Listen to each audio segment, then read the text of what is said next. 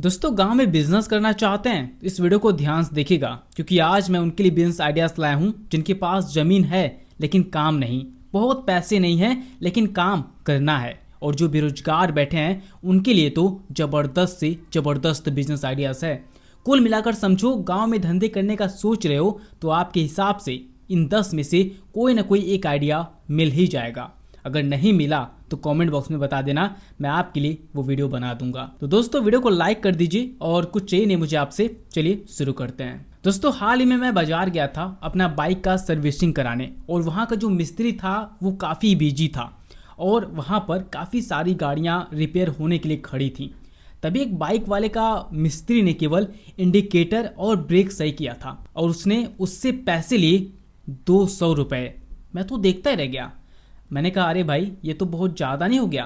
तो मुझे वहीं से आइडिया आया कि मेरे जैसे बहुत से लोग होंगे जो सोचते होंगे कि इस तरह के धंधे में कितना ही पैसा है, लेकिन पैसे तो अच्छे खासे हैं। क्योंकि आप किसी के यहाँ भी नौकरी करने जाओगे तो शुरुआत में 8 से 10 हज़ार रुपये मिलता है, वो भी उसी में खाना पीना है, रहना है। और सबसे बड़ी बात देखा जाए तो गांव में हर एक घर में कम से कम एक बाइक तो मिल ही जाएगा। तो इस हिसाब से देखा जाए तो ये बिज़नेस काफ़ी सक्सेसफुल है। दोस्तों आपके घर में कितना बाइक है मुझे कमेंट बॉक्स में ज़रूर बताइएगा। और इस तरह के धंधे आप चाहे तो पहले सीख लें फिर शुरू करें, या फिर ऐसे लड़कों को पकड़ो जिसे रिपेयर करना आता हो, उन लड़कों के साथ शुरू करो। एक अच्छा सा लोकेशन देखकर जहां काफ़ी चलता फिरता रोड हो लेकिन इस तरह का दुकान ना हो, वहां आप शुरू कर सकते हैं। दोस्तों बता दो, इस बिजनेस में आपको ग्राहक ढूंढने नहीं पड़ते हैं, वो खुद आपके पास आते हैं। क्योंकि आपको बस काम करना होता है मार्केटिंग के ऊपर, ताकि आसपास के जितने लोग हैं वो आपको जानते हो, वहाँ के मोहल्ले के लोग आपको जानते हो कि हाँ आपने कोई दुकान खोला है। बस आप इतना काम कर देंगे तो ग्राहक खुद आपके पास आते हैं और अच्छी कमाई भी होती है। और कमाई के बारे में बात करें तो ये सब निर्भर करता है लोकेशन पर, जैसा कि मैंने आपको अभी बताया, और मेहनत पर। जितना आप दिमाग लगाओगे, मेहनत करोगे, उतनी अच्छी कमाई आप कोई भी बिजनेस करो उसमें कर लोगे। दोस्तों दूसरा जो बिजनेस है उससे हमारे गांव के प्रकाश जी बहुत अच्छे पैसे कमा रहे हैं, वो भी घर परिवार के साथ रहते हुए। तो देखिए आजकल हर एक गांव में स्कूल देखने को मिल जाता है, और वहीं से प्रकाश जी को आइडिया आया कि क्यों ना किसी होलसेल मार्केट से बैग टी शर्ट लाकर उसे प्रिंट करके स्कूलों में सप्लाई किया जाए। और इसलिए सबसे पहले उन्होंने स्कूल के प्रिंसिपल से मिल करके बातचीत की। प्रकाश जी ने प्रिंसिपल से बात किया, क्या मैं आपके स्कूल के बच्चों के लिए टी शर्ट और बैग सप्लाई कर सकता हूं? तो प्रिंसिपल साहब ने कहा ये काम तो ऑलरेडी कोई और कर रहा है, नहीं तो मैं आपको मना नहीं करता। तब प्रकाश जी ने कहा वो एक टी शर्ट आपको किस प्राइस पर बेचते हैं? प्रिंसिपल साहब ने कहा एक टी शर्ट तो वो मुझे 225 का देता है। तब प्रकाश जी ने कहा अगर मैं वही टी शर्ट 195 का दूं तो, और साथ ही मैं बच्चों के लिए आपके स्कूल के नाम से बैग भी बना दूंगा जो कि काफ़ी कम लागत में पड़ेगा। तो प्रिंसिपल साहब तैयार हो गए और वहाँ से प्रकाश जी ने पहला ऑर्डर 1000 टी शर्ट और 500 बैग का लिया, और साथ ही एडवांस कुछ पैसे प्रिंसिपल साहब से लेकर प्रकाश जी ने दिल्ली निकल गए।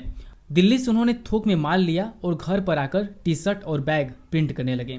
लगभग एक हफ्ते के बाद प्रकाश जी ने उस ऑर्डर को कंप्लीट किया, जिसमें उन्होंने एक टी शर्ट पर कमाई हुई 75 रुपये की, क्योंकि जो टी शर्ट था वो होलसेल के भाव से 100 रुपये का था, जिसमें प्रिंट कॉस्ट जोड़कर 120 रुपये का हो गया था। और इस तरह से प्रकाश जी ने 1000 टी शर्ट सप्लाई करके 75 रुपये के हिसाब से अच्छी कमाई की, जो कि आपको स्क्रीन पर दिख रही होगी। दोस्तों प्रकाश जी को एक स्कूल बैग उन्हें थोक के भाव में 150 का पड़ा था, जिस पर प्रिंट कॉस्ट जोड़कर उन्हें 185 का पड़ा, और उन्होंने स्कूल पर 235 का बेचा। और इस हिसाब से देखा जाए तो प्रकाश जी एक स्कूल बैग पर 70 रुपये का प्रॉफिट मार्जिन रख रहे थे।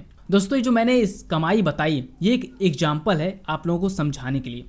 आप अगर सही तरीके से मेहनत करते हैं तो आप इससे ज़्यादा भी कमा सकते हैं या इससे कम भी। ये सब आपकी बातचीत करने पर डिपेंड करता है, आप किस तरह से प्रिंसिपल से, स्कूल के प्रिंसिपल से बातचीत करते हैं, कैसे आप ऑर्डर लेते हैं।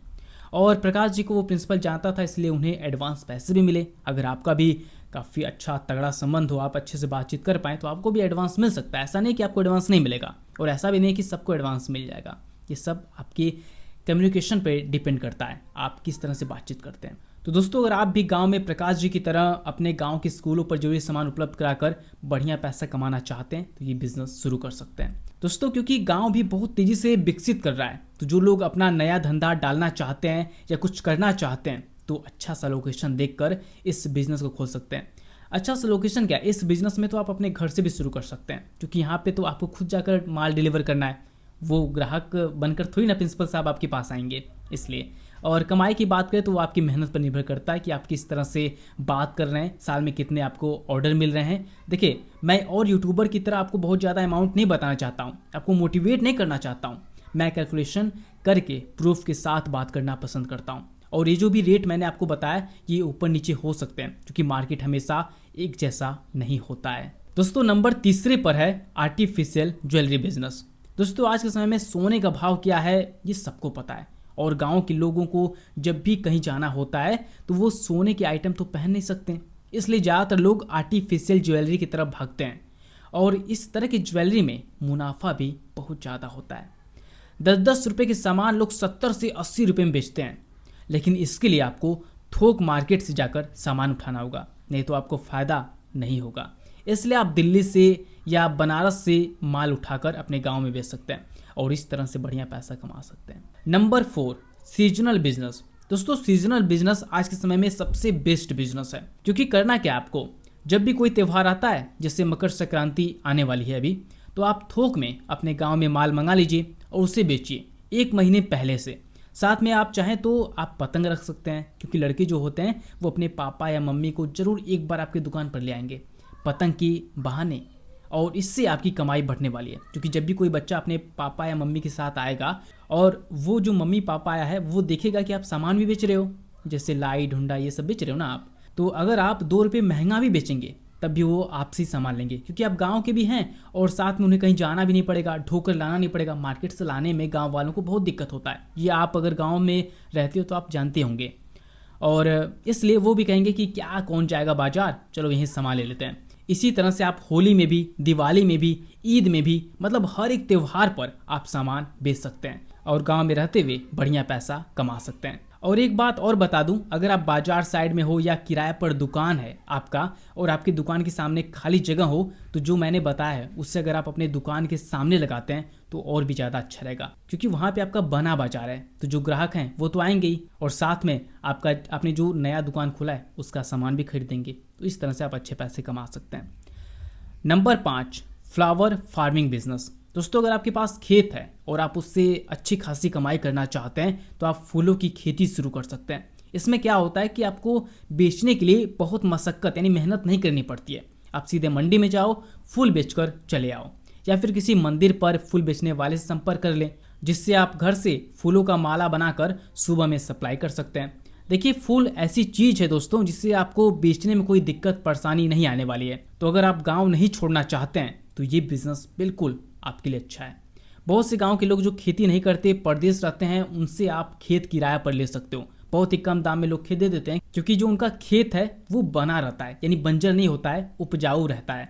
इसलिए मैंने देखा है बहुत से लोग खेत लेकर फूलों की खेती करते हैं और बढ़िया पैसा गांव में रहते हुए कमाते हैं। छठा बिजनेस है दोना पत्तल का बिजनेस। दोस्तों, दोना पत्तल एक ऐसा आइटम है जिसकी खपत पूरे देश में होती है। चाहे शादी हो, बर्थडे हो या कोई भी फंक्शन हो, तो आपको दोना पत्तल जरूर देखने को मिलता है, लेकिन कोई भी बेस्ट क्वालिटी नहीं देता है। अगर आप किसी पत्तल को, दोना को अच्छे पैकेजिंग के साथ बेचें, चाहे 2 रुपये महंगा ही क्यों ना हो, तो उसे हर कोई खरीदेगा। ऐसे में आप अपने गांव में एक छोटा सा दोना पत्तल बनाने वाली मशीन बैठाकर अच्छे पैकेजिंग में पैक करके बेच सकते हैं। देखिए दोस्तों, कोई भी काम करो तो उसे परफेक्ट करो, पहले कमाने के चक्कर में मत पड़ो, पहले सामान अच्छा बनाओ, फिर देखो वो कैसे बिकेगा। और दोस्तों, इस तरह से आप गांव में बहुत से लोगों को रोजगार भी दे सकते हैं, क्योंकि ज़्यादातर लोग गांव में रहकर पैसा कमाना चाहते हैं। तो ये बढ़िया तरीका है गांव में धंधा शुरू करने का। बहुत आसानी से लोग भी मिल जाएंगे कम पैसे में, और वो बनाएंगे, आप सप्लाई करो, मस्त तगड़ा पैसा कमाओ गांव में रहते हुए, है ना।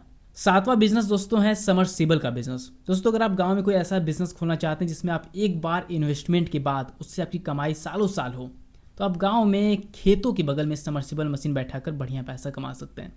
क्योंकि गांव के हर व्यक्ति के पास खेत है और खेती करने के लिए उसे पानी की आवश्यकता होती ही है। तो अगर आप अपने गांव में रहकर कोई साइड बिजनेस करना चाहते हैं तो समरसीबल मशीन बैठाकर बढ़िया पैसा कमा सकते हैं। अगर आपके पास पैसा है, आप कहीं इन्वेस्टमेंट करना चाहते हैं, तो ये तगड़ा इन्वेस्टमेंट है। एक बार लगा देंगे तो बढ़िया रहेगा, हर बार मतलब हमेशा आपकी कमाई होती रहेगी हर महीने। 8वां दोस्तों है बेकरी बिजनेस। दोस्तों, देश के लगभग हर घर में ब्रेड का इस्तेमाल होता है, चाहे वो नाश्ते में चाय के साथ हो या फिर कोई डिश बनाने में। चाहे ब्रेड पकौड़े में जो डिश बनाया जाता है। इसकी डिमांड तेज़ी से बढ़ती ही जा रही है और इसे देखकर कहना गलत ना होगा कि ब्रेड का बिजनेस आपको तगड़ा मुनाफा दे सकता है। ऐसे में अगर आप ब्रेड बनाने वाली मशीन बैठाते हैं तो आप अपने मार्केट में या होलसेल मार्केट में सप्लाई कर सकते हैं, जिससे आप अपने गांव में रहते हुए बढ़िया पैसा कमा सकते हैं। दोस्तों, 9वां बिजनेस है कीटनाशक दवा का बिजनेस। दोस्तों, आज के दौर में युवा एग्रीकल्चर बिजनेस आइडियाज़ पर विचार कर रहे हैं। ऐसे में अगर कीटनाशक का बिजनेस किया जाए तो उसमें कोई नुकसान नहीं है, क्योंकि भारत में खेती किसानी पर बहुत ज़्यादा जोर दिया जाता है। और अगर बिजनेस ऐसा किया जाए जिसमें नुकसान ना हो और वो काफ़ी लंबा भी चले, तो ऐसे में कीटनाशक दवा का बिजनेस एक बेहतर विकल्प साबित हो सकता है, क्योंकि कृषि में अब और भी नए नए तरीके शामिल हो रहे हैं। दोस्तों, सबसे ध्यान देने वाली बात यह है कि इस बिजनेस को करने के लिए आपको लाइसेंस की ज़रूरत पड़ती है, इसलिए सरकारी नियम और लाइसेंस के बिना ये काम बिल्कुल ना करें। दोस्तों, लाइसेंस की बात करें तो आप ऑनलाइन या ऑफलाइन किसी भी तरीके से लाइसेंस बनवा सकते हैं, ताकि दवाइयाँ आप अपनी दुकान पर रख सकें। अब जाहिर है कि फसल में कीड़े ना लगें, इसलिए हर फसल के लिए कीटनाशक की आवश्यकता तो पड़ती ही है। अब चाहे वो सब्जी हो या अनाज, फल हो या फूल, सभी पर कीड़ों से बचाने के लिए कीटनाशक का छिड़काव किया जाता है। ऐसे में अगर आप कीटनाशक की दुकान खोल लें, उसका प्रचार किया जाए, तो गाँव में रहते हुए बढ़िया पैसा कमाया जा सकता है, क्योंकि लोग जो मार्केट जाते हैं वो सीधा आपसे ही खरीदेंगे। तो दोस्तों, अगर आपके मन लायक कोई बिजनेस आइडियाज़ नहीं मिला या आप किसी और बिजनेस के बारे में जानना चाहते हैं तो प्लीज़ कमेंट बॉक्स में ज़रूर बताएगा, मैं उस बिजनेस आइडियाज़ पर वीडियो बना दूंगा। साथ ही अगर आप बहुत कम पैसों के साथ कोई धंधा शुरू करना चाहते हैं तो आप यहाँ पर क्लिक करके देख सकते हैं। मैं मिलता हूँ आपसे अगली वीडियो में, तब तक के लिए आपका दिल से बहुत बहुत धन्यवाद।